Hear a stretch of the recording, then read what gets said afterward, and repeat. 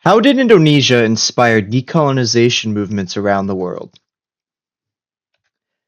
In the summer of 1945, as World War II came to an end, two men stood before a microphone in Jakarta and changed history. After being kidnapped and forced to by more radical revolutionaries, their names were Sukarno and Muhammad Hatta, and their message was both bold and revolutionary. We, the people of Indonesia, hereby declare the independence of Indonesia. Matters which concern the transfer of power and other things will be executed by careful means and in the shortest possible time. August 17th, 1945. Now, this is the shortest declaration of independence I've ever seen. This is like a 20th of the size of the American one. I don't actually know. I'm just taking a guess from what I remember. So, after more than 3 centuries under Dutch colonial rule and 3 brutal years under Japanese occupation, Indonesians were determined to reclaim their land, their rights, and their future. But the colonial power they had just defied, the Netherlands, wasn't ready to let go. What followed was not just a military struggle, but a 4-year war of ideals: freedom versus empire, self-determination versus domination. To truly understand the Indonesian Revolution, we need to rewind. For centuries, the Dutch had controlled the Indonesian archipelago, exploiting its immense natural wealth, spices, oil, rubber, and minerals, while denying most Indonesians access to education, political power, or basic rights. During World War II, the Japanese invasion in 1942 shattered Dutch control and introduced a new, harsh regime. But paradoxically, the Japanese occupation also allowed Indonesian national leaders like Sukarno and Hatta to organize, mobilize, and promote their dream of independence to the masses. Their propaganda as liberators was strong in Indonesia, despite the atrocities the Japanese were committing to these Indonesians. When Japan surrendered in August 1945, these leaders seized the moment. On August 17, 1945, they declared Indonesia a free and independent republic, but the struggles had only just begun. During Japanese occupation, Japan trained Indonesians in militias like PETA that occupied many cities after the Dutch regained control of their colonies. Not this PETA, as much as everyone hates them, right? But this one, the defenders of the homeland. These militias would use Japanese training and equipment to fight hard against the Dutch. Within weeks, British and Dutch forces arrived in Indonesia, aiming to disarm Japanese troops and re-establish colonial rule. What they encountered instead was a nation on fire with revolutionary zeal. The Battle of Surabaya on November 1945, became a defining moment. Thousands of young Indonesians, many armed with little more than bamboo spears and scavenged weapons from the Japanese, clashed with British and Dutch troops. Not exactly high tech, but when someone charges at you with a sharpened stick and the fire of revolution in their eyes, there isn't much you can do once you're out of ammo against the bamboo.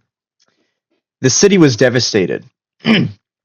But the fight ignited something deeper: national pride and global attention. The battle was chaotic and devastating. Over 10,000 Indonesians were killed, but it became a powerful symbol of resistance. From the cities to the countryside, guerrilla warfare erupted. The Dutch launched massive military campaigns called police actions to crush the Republic. Now, these police would put American cops to shame with their brutality, especially since airstrikes aren't in American police budgets. They captured major cities, attacked rural strongholds, and even arrested the country's top leaders, such as Sukarno and Hatta. But the resistance didn't fade. If anything, it grew stronger. Now, Dutch propaganda was very strong. Humanitarian exercise to rebuild Indonesia after World War II. is what it was phrased as for these soldiers, Dutch soldiers going to Indonesia. There were pictures of them bringing medicine, food, clothing.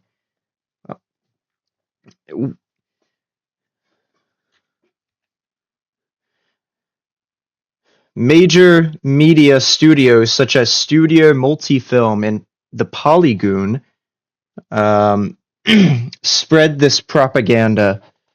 It showed these videos of Dutch liberators coming in to free the Indonesians of these Japanese remnants.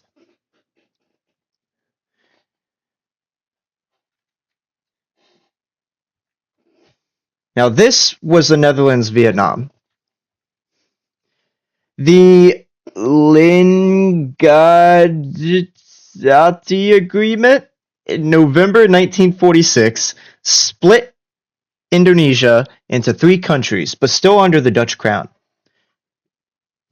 The eastern part of Indonesia was still under Dutch control, especially West Papua because of the devil and Christian influence. I don't know, missionaries wanted to have fun there or something. Nobody was happy. The Dutch and Indonesians wanted more control, and guerrilla warfare continued. Now, the Van Mook Lines. This was one of the 8-ish ceasefires of the war. These ceasefire lines were ignored several times by the Indonesians and the Dutch. Now, the Dutch wanted a federation of these islands under the Dutch crown.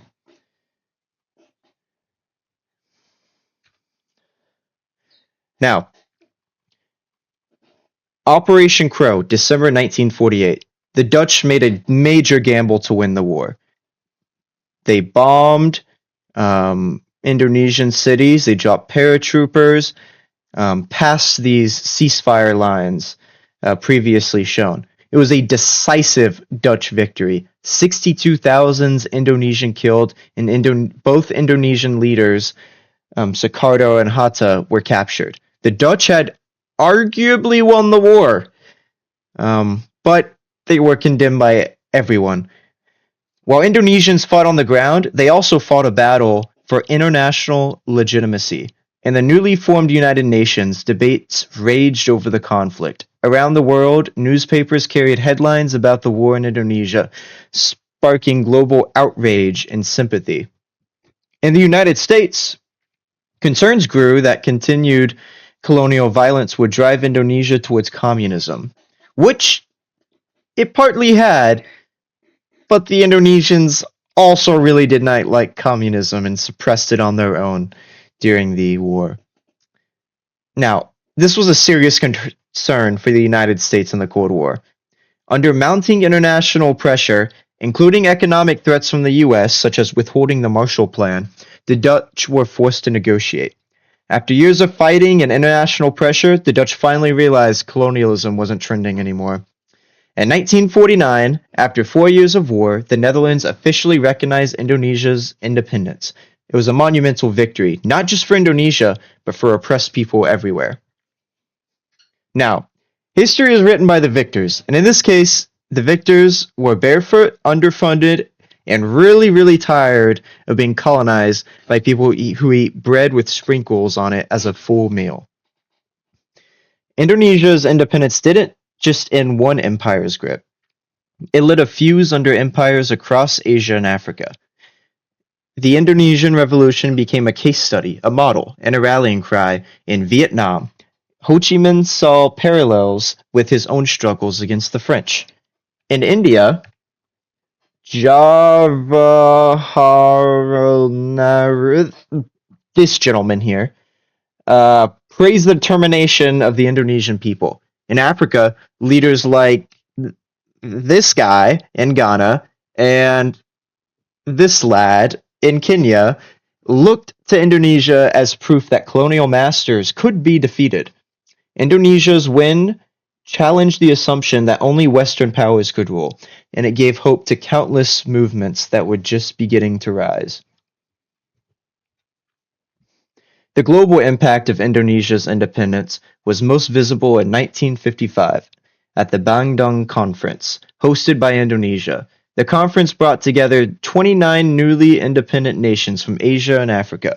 These nations, once colonized, now sovereign, declared their opposition to colonialism, imperialism, and the growing polarization of the Cold War. This conference marked the birth of the Non-Alive Movement, a coalition that would go on to influence world politics for decades. Sukarno's speech at Bandung declared, "Let a new Asia and new Africa be born." That moment crystallized what Indonesia's war had truly accomplished, the transformation of a regional rebellion into a global wave of change. Of course, Indonesia's path after independence was not without struggle. The new republic faced internal political chaos, economic hardship, and authoritarianism. Sukarno's rule gave way to Suharto's decades-long dictatorship. But despite its turbulent journey, Indonesia remained independent, governed by Indonesians, for Indonesians. Over time, it evolved into one of the world's largest democracies, third biggest by size, and the fourth most populous nation on Earth. Its diversity, over 17,000 islands and hundreds of ethnic groups, did not break the country apart. Instead, it became a defining feature of its national identity. The legacy of Indonesia's War of Independence endures, not just in textbooks or monuments, but in the very existence of dozens of other free nations. The revolution proved that empire was not inevitable, that even the most powerful colonial systems could be challenged and defeated by determined, organized people. The world after 1945 changed dramatically, and Indonesia played a pivotal role in that transformation. From Ghana to Algeria, from Vietnam to Zimbabwe, movements for freedom found strength in Indonesia's example. It wasn't just a war for one's national freedom. It was a spark that helped set the world ablaze with the fire of decolonization. Indonesia's story didn't just shake the foundations of a Dutch empire. It reminded the world that colonized people were not passive subjects, but active architects of their own destiny. The revolution challenged the idea that European powers could redraw borders and assign rulers without consequence. In the years that followed, dozens of countries across Africa, the Middle East, the Caribbean, and Asia launched their own struggles for independence. The dominoes began to fall, not because of treaties signed in quiet boardrooms, but because ordinary people, like the ones in Surabaya, decided they'd have had enough. You could say Indonesia didn't just break free, it broke the silence that had kept empires standing for centuries. And while not every revolution followed the same path, Indonesia proved that persistence, international pressure, and sheer human will could overturn centuries of oppression. In academic circles and liberation movements alike, Indonesia became a symbol of resistance done right. Fierce, complex, and most importantly, successful. Sure, their revolution didn't come with Hollywood effects or slick uniforms, but it had determination, grit, and a lot of very angry people with very sharp sticks. That, it turns out, was enough to beat an empire. So, when we remember Indonesia's independence, we're not just talking about a date on a calendar or a footnote in a history book. We're talking about a seismic moment in world history, a flashpoint that inspired movements, humbled empires, and reminded the world that the will of the people is a force no army can truly conquer. Remember, the war wasn't just one about Indonesia. It was about all countries, about the right of every people everywhere to be free. And it's a reminder that history doesn't only belong to those with power, it belongs to those who dare to fight for a better future.